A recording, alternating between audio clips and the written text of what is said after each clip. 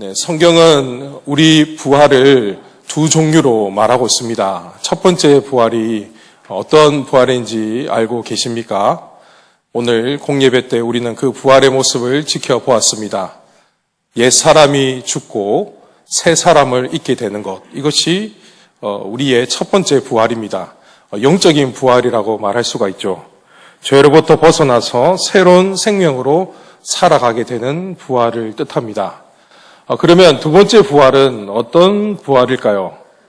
이 부활은 이게 최종적인 부활을 나타내는데, 우리 주님께서 이 땅에 다시 오시게 되어지면 우리 육신의 부활을 뜻합니다.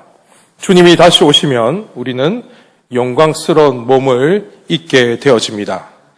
그런데 우리가 분명하게 알아야 할 것은 우리가 조금 전에 설명을 했던 이 영적인 부활, 이 중생을 통해서 체험한 이 부활은 최종적인 몸의 부활을 맛보는 것에 불과하다라는 거죠.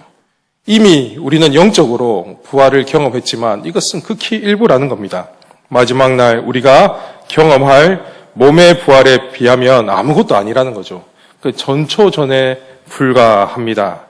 하나님께서 계획하신 마지막 날 몸의 부활은 창조의 최종 목적이고 영광의 극치입니다. 우리가 이미 경험한 부활은 그 본체가 마지막 날에 있습니다. 그래서 우리는 어떤 삶을 살아가는 사람들입니까? 미래를 바라보면서 현재를 살아가는 사람이죠. 그래서 그 미래의 마지막 그 부활을 우리는 생각하며 그러면서 힘을 얻어서 이 현재를 살아가는 자들입니다. 그러므로 이 땅에서 우리 삶은 최종적인 몸의 부활을 향한 삶인 것이죠. 이것을 신학적인 용어로는 영화라고 말하기도 합니다. 고린도전서 15장은 부활장입니다. 이 전체 내용을 보시면은 크게 두 부분으로 되어 있는데 예수님의 부활과 우리의 부활을 말하고 있습니다. 그러면서 오늘 우리가 읽었던 이 부분은 결론 부분으로 우리 몸의 부활에 대해서 말씀하고 있는 것이죠. 장차 우리에게 일어날 일을 말하고 있습니다. 그래서 이 본문을 우리가 묵상할 때에는 피상적으로 읽는 것이 아니라 실질적으로 읽어야 합니다. 나에게 일어날 일이기 때문이죠. 제가 우리 성도님들에게 진지하게 한번 질문해 보도록 하겠습니다. 우리 성도님들은 정말로 몸의 부활을 믿으십니까? 우리가 사도신경을 통해서 늘 항상 매주일마다 고백을 하는데요. 몸의 부활과 영생이 장차 나에게 일어날 일로 믿고 소망하면서 살아가십니까? 보통은 이제 믿는다 이렇게 말은 고백은 참 잘합니다. 그런데 중요한 것은 믿는다에서 더 나아가야 된다는 것이죠. 무엇을 뜻하는 겁니까? 소망하며 살아가야 된다는 겁니다. 일반적으로 성도들 가운데 이렇게 생각하는 경향이 있습니다. 영혼 구원에만 소망을 가지고 그렇게 살아가는 것이죠. 몸의 부활에 관해서는 별로 그렇게 많이 생각하지 않습니다. 우리 영혼이 천국에서 하나님과 영원토록 살아가게 될 것을 많이 그렇게 소망을 두고 있는데, 이 최종적인 몸의 부활에 관해서는 별로 그렇게 중요시 여기지도 않는 것처럼 느껴지는 경향이 있다라는 거죠. 우리가 예수님을 믿다가 죽으면은 우리 육신은 이 땅에서 썩어져 없어져 버리고 우리 영혼은 천국에서 하나님과 영원토록 함께 살아가게 되어진다. 이렇게 생각하고 있는 것이 우리의 보통 일반적인 생각입니다. 방금 제가 우리 영혼이 어디에서 영원토록 살아가게 되어진다라고 말씀드렸습니까? 네, 천국이라고 했죠. 천국. 네, 포괄적인 개념으로 천국이 틀린 단어는 아닙니다. 하지만 우리는 이 천국의 의미를 조금 자세하게 좀 알 필요가 있습니다. 구분을 좀 지을 필요가 있죠. 우리 영혼이 죽게 되어지면 천국에 들어간다라는 표현보다는 더 정확한 표현은 바로 낙원입니다. 낙원. 낙원에 들어간다라는 것이 좀 더 정확한 표현이다. 이렇게 볼 수가 있습니다. 방송 실 떼어 주십시오. 예수님께서 십자가에 달리셨을 때에 그때 한편에 있는 강도에게 이렇게 말씀하셨습니다. 오늘 내가 나와 함께 낙원에 있으리라 하시니라. 그러니까 이 영혼이 어디에 가게 된다는 겁니까? 낙원에 가게 된다는 것이죠. 이 구절에서 보듯이 예수님을 영접한 사람이 생을 마감하게 되어지면 천국에 간다. 통상적으로 그렇게 말하지만 사실은 좀 더 정확하게 표현을 하면 낙원에 간다가 맞습니다. 우리는 성도가 죽었을 때에 낙원에 간다라고 그렇게 말해야 됩니다. 고린도후서 12장에도 보면 바울이 이 낙원에 대해서 설명을 하고 있습니다. 바울은 자신의 사도성을 사람들에게 말하기 위해서 신비한 그런 체험을 여기서 간증하고 있는데, 여기 보시면 낙원을 셋째 하늘로 말하고 있으면서 이 4절에는 그가 이렇게 말하고 있죠. 그가 낙원으로 이끌려가서 하나님께서 그에게 특별한 체험을 하게 하신 사건을 이렇게 설명하고 있는데, 그는 낙원을 말했습니다. 이 신학자들은 우리가 낙원에 가게 된 그 상태를 중간 상태라고 표현합니다. 이것은 성경에는 없지만 개혁주의 종말론자들이 주장하는 그런 표현입니다. 그러니까 우리 영혼이 이 중간 상태에 있게 되어진다. 이 성도가 죽어서 낙원에 있는 상태를 이렇게 말합니다. 우리가 이 땅에 살아가면서 예수님을 믿고 생을 마감하게 되어지면 낙원에 들어가서 끝나는 것으로 생각해서는 안 됩니다. 보통은 그냥 천국 가서 하나님과 영원토록 살아간다 이렇게 생각하지만 그렇지가 않다는 거죠. 우리 영혼이 낙원에 가게 된 이후 물론 그곳에서 지금보다도 하나님과 영광스러운 교제를 나누겠지만 최종적으로 우리에게 아직 남아있는 것이 있습니다. 그것이 무엇입니까? 몸의 부활과 영생이 남아있습니다.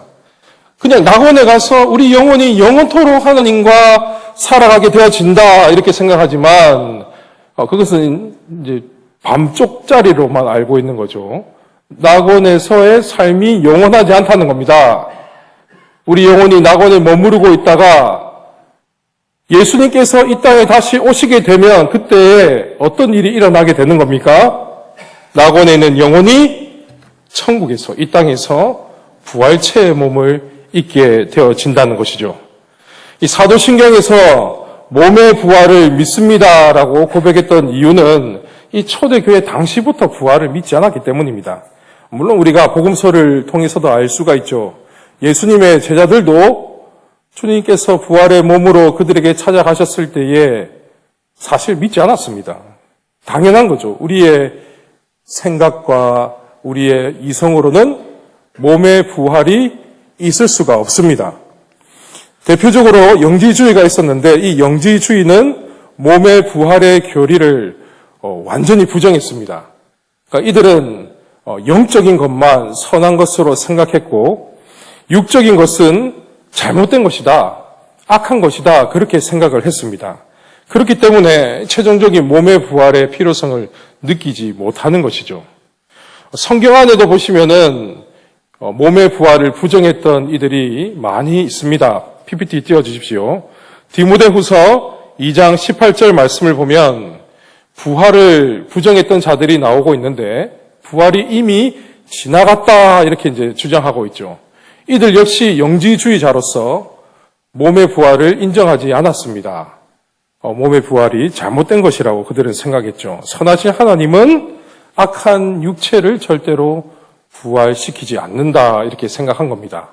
오늘 우리가 읽고 있는 고린도전서도 마찬가지입니다. 고린도전서도 보시면은 이 고린도 교회 안에 몸의 부활을 부정했던 이들과 그러한 가르침이 있었습니다. 그래서 이들도 영지주의자들처럼 부활을 부정했습니다. 이 당시 헬라 문화는 이런 생각을 가지고 있습니다. 우리 육체를 감옥처럼 생각을 했습니다. 영혼을 가다두는 감옥으로 생각하고 이 몸에서 벗어나는 것, 이 감옥에서 영혼이 탈출하는 것이 진정한 자유다 이렇게 생각을 했죠. 자신들이 생각하는 그 이데아라는 세계에서 영혼이 영원토록 존재하는 것을 진정한 자유다 이렇게 생각을 했습니다. 그러나 성경은 여기에 대해서 완전히 부정하고 있습니다. 성경은 부활을 계속해서 강조하고 있고 우리 몸의 부활이 반드시 있다라고 말하고 있습니다. 데살로니가 전서 PPT 띄워주십시오. 네, 데살로니가 전서와 후서는 종말론을 말하고 있는 책인데, 자, 16절을 제가 한번 쭉 읽도록 하겠습니다. 주께서 호령과 천사장의 소리와 하나님의 나팔 소리로 친히 하늘로부터 강림하시리니 그리스도 안에서 죽은 자들이 먼저 일어나고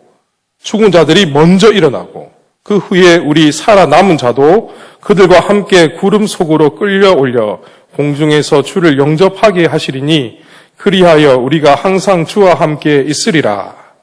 이 16절 말씀을 보시면은 몸의 부활을 언급하고 있습니다. 그리스도 안에서 이미 죽은 자가 부활할 것을 말씀하고 있죠. 빌립보서 3장 21절도 보면 몸의 부활을 말하고 있습니다. 여기에 후반부, 중반부 절을 제가 한번 쭉 읽어보도록 하겠습니다. 우리의 낮은 몸을 자기의 영광의 몸의 형체와 같이 변하게 하시리라. 자, 이게 무슨 말입니까? 우리의 몸을 누구의 몸과 같이 변하게 한다라고 말씀하고 있습니까? 자기의 영광의 몸이죠. 이 자기는 예수님을 말하는 겁니다. 그러니까 우리의 몸이 영광스러운 예수님의 몸으로 변하게 될 것을 말씀하고 있습니다. 이 몸은 주님께서 부활하신 몸을 뜻합니다. 이 성경에 보면은 복음서에 주님께서 부활하시고 그 부활체를 입었던 몸에 대해서 조금씩 기록하고 있는데 구체적으로 자세하게는 나타나 있지 않습니다. 하지만 이 부활의 몸은 지금 우리의 몸과는 완전히 다른 몸인 것을 알 수가 있습니다. 그러니까 마지막 날 우리의 몸이 어떤 몸으로 되어지냐면 우리 예수님께서 십자가에서 죽으시고 사흘 만에 다시 부활하신 그 몸과 동일한 몸을 입게 되어진다. 이렇게 말하고 있는 겁니다. 그렇다면 우리 몸의 부활이 어디에서 일어나게 될까요? 우리가 죽었을 때에 그 영혼이 낙원에 간다라고 조금 전에 말씀을 드렸습니다. 낙원에서 우리 몸이 부활하게 되는 걸까요? 그렇지 않습니다. 우리가 죽으면 그 즉시 낙원에 가게 되어지지만 몸의 부활은 낙원에서 이루어지는 것이 아니라 완성될 그 하나님 나라, 천국에서 이루어집니다. 우리는 주기도문을 기도할 때에 어떻게 기도합니까? 나라가 임하시오며. 이 나라가 임하시오며라는 기도는 하나님 나라가 이 땅에 오게 하소서라는 기도입니다. 그러니까 이 기도는 하나님 나라의 확장과 완성까지 포함하고 있는 기도인데 하나님 나라가 이 땅에 오게 우리가 소원하는 그러한 내용이죠. 물론 우리의 기도를 통해서 하나님 나라가 당겨지고 빨리 임하고 그런 건 아닙니다. 하지만 하나님께서는 이 나라를 확장시켜 나가는데 우리와 함께 동력하기를 원하시는 의미에서 예수님을 통해서 하나님 나라를 위한 기도를 알려주셨습니다. 그러니까 하나님 나라는 이 땅에 임하는 것입니다. 이 땅에 오는 것입니다.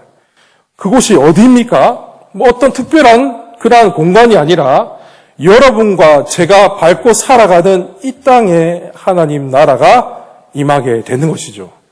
우리 주님께서 영광스러운 몸으로 다시 오시게 되어지면 우리가 살아가고 있는 이 땅이, 이 세계가 완전히 다른 모습으로 변화되어집니다.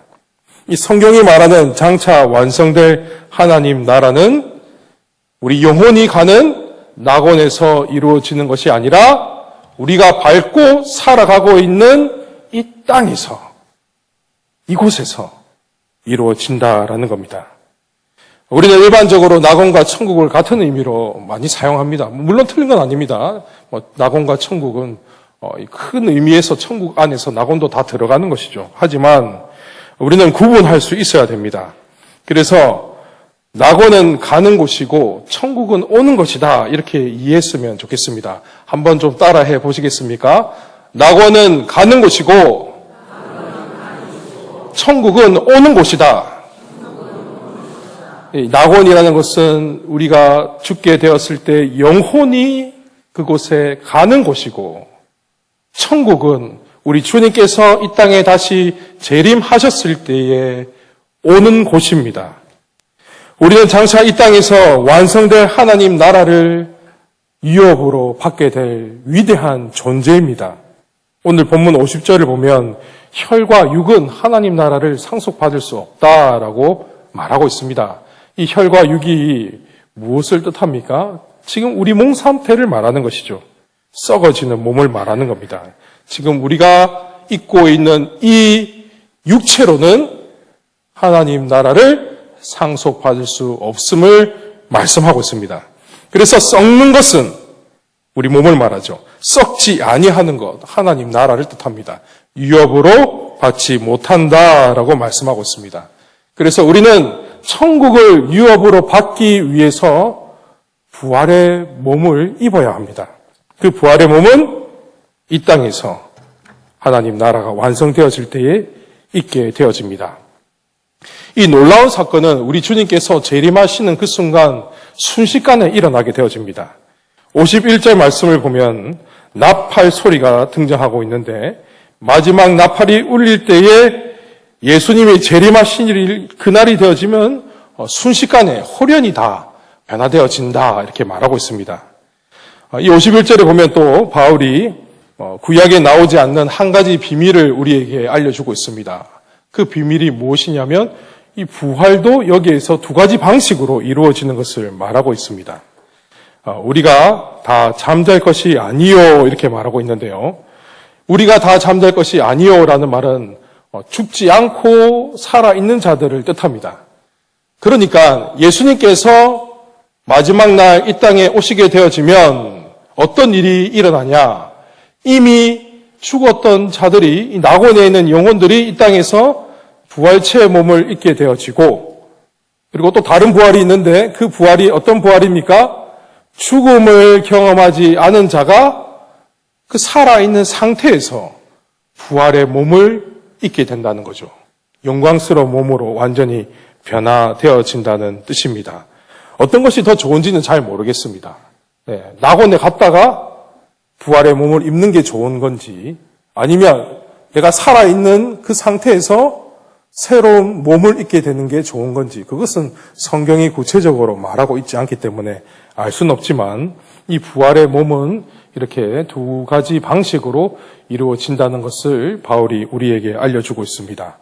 그러면서 53절 말씀을 보시면은 이 썩을 것이 반드시 썩지 아니할 것을 이렇게 했고 이 죽을 것이 죽지 아니함을 입으리라 이렇게 말하고 있습니다. 썩을 것과 썩지 않을 것을 대조하면서 이것을 재밌는 표현으로 쓰고 있습니다. 입는다. 마치 부활의 몸을 옷을 입는 것처럼 이렇게 표현을 하고 있죠. 54절에 보면 놀라운 일이 일어나는 것을 말씀하고 있습니다. 재림 때에 어떤 일이 일어나냐? 사망을 삼키고 이기리라고 기록된 말씀이 이루어지리라.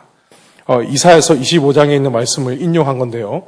주님께서 이 땅에 오시게 되어지면 그때 이 사망이라는 것은 완전히 힘을 잃어버리고 소멸되어질 것을 뜻합니다. 재림 때가 되면 사망은 승리 속으로 집어삼킴을 당하게 되어집니다. 여러분, 죽음이란 것, 사망이란 것이 어떤 것입니까? 우리 인생이 가장 두려워하는 결말이지 않습니까? 우리가 그토록 두려워하는 그 인생의 끝인 사망이 우리 주님께서 오시게 되면 흔적도 없이 사라지게 될 것을 말하고 있습니다. 참 놀랍지 않습니까? 그러면서 바울은 호세아서에 있는 말씀을 통해서 인용하면서 부활에 관한 교리를 가르칩니다. PPT 띄워주십시오. 호세아서 13장 14절 말씀인데요. 55절에 이렇게 되어 있죠. 인용된 말씀입니다. 사망아 너의 승리가 어디 있느냐? 네, 뒤로 넘겨주십시오. 네, 고린도전서 15장 55절 말씀. 사망아 너의 승리가 어디 있느냐? 사망아 내가 쏘는 것이 어디 있느냐? 네, 여기 보시면 이제 사망이 이렇게 화살을 쏘는 것처럼 표현하고 있죠. 이 죽음이란 것은 어떤 걸 하고 있습니까? 무엇을 했습니까? 우리에게 독침을 쏘아놨습니다. 그러니까 우리 인생은 죄라는 독침을 맞은 상태에서 살아가고 있기 때문에 결국에는 죽을 수밖에 없는 존재라는 것이죠. 그런데 우리 주님께서 오시면은 이 죽음이란 것이 어떻게 된다는 겁니까? 무력화되어진다. 모든 사람은 결국에는 이 죄의 독침을 맞아서 죽게 되지만, 그러나 우리 인생은 결코 죄와 사망 때문에 절망에 빠지지 않게 되어질 것을 주님께서 말씀하십니다. 그것은 57절에 우리 주 예수 그리스도로 말미암아 우리에게 승리를 주시는 하나님께 감사하노니, 우리 예수님께서 먼저 죽음에서 부활하시고 사망 권세를 이기시고 우리에게도 죽음을 이길 수 있는 은혜를 베풀어 주셨기 때문입니다. 여러분, 주님의 부활을 우리가 오전에 많이 찬양을 했는데요. 이 주님의 부활은 우리의 부활이 있다는 것을 나타내는, 보장하는 가장 확실한 증거입니다. 그러므로 우리는 더 이상 죄와 사망 때문에 절망하지 않습니다. 사랑하는 성도 여러분, 참된 성도는 영혼 구원에만 소망을 두고 살아가는 자가 아니라 여기에서 더 나아가서 우리 몸의 부활에도 소망을 가지며 살아가는 자들입니다. 마지막 날 하나님께서 우리에게 부활의 몸을 있게 해 주실 것을 여러분 간절히 기대하면서 소망하면서 살아가시기 바랍니다. 지금까지 인류가 시작되고 단 한 사람도 이 부활의 경험을 해본 리가 없습니다. 우리 예수님을 제외하고요. 우리 인생 가운데 단 누구도 부활을 체험하지 못했습니다.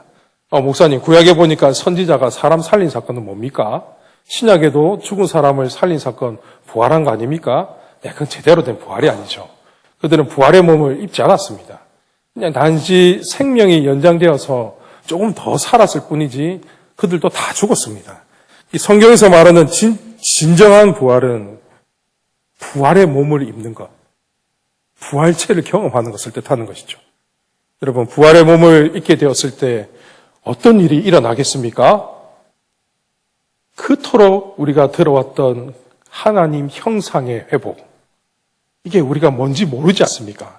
신약자들은 여러 가지 하나님의 속성이 어쩌고 저쩌고 설명하지만 사실 잘 모릅니다.